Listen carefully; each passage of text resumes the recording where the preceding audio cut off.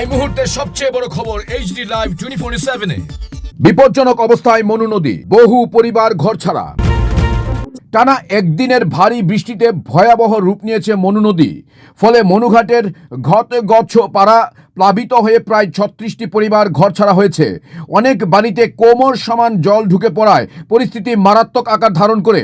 প্রশাসনের তৎপরতায় ক্ষতিগ্রস্তদের নিকটবর্তী স্কুল, অঙ্গনওয়াড়ি কেন্দ্র এবং মনু টাউন হলে নিরাপদে সরিয়ে নিয়ে যাওয়া হয়েছে।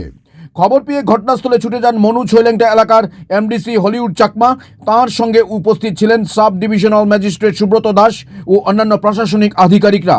তারা পরিস্থিতি পর্যবেক্ষণ করে ক্ষতিগ্রস্তদের পাশে থাকার আশ্বাস দেন এবং প্রশাসনের পক্ষ থেকে জানানো হয়েছে যে পরিস্থিতির উপর কড়া নজর রাখা হচ্ছে ও প্রয়োজনীয় ত্রাণ ও উদ্ধার কার্যক্রম অব্যাহত রয়েছে। তবে বৃষ্টি অব্যাহত থাকায় এলাকায় আরও বিপদের আশঙ্কা তৈরি হয়েছে।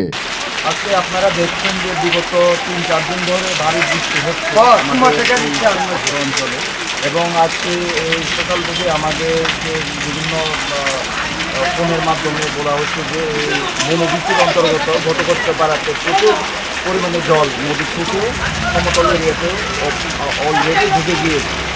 এই কারণেই আমরা আমাদের এসডিএম সাহেব, আমরা আমাদের যারা পঞ্চায়েত সেক্রেটারি যারা এখানে ভিজিট করে দেখছি কীভাবে যারা অসুবিধাতে রয়েছে, যাদের বাড়ি ঘরে জল ঢুকে রয়েছে তাদেরকে কীভাবে সহযোগিতা করা যায়। প্রশাসন আমাদের সঙ্গে রয়েছে, আমরা 3 ডে ভিজিট করে দেখছি।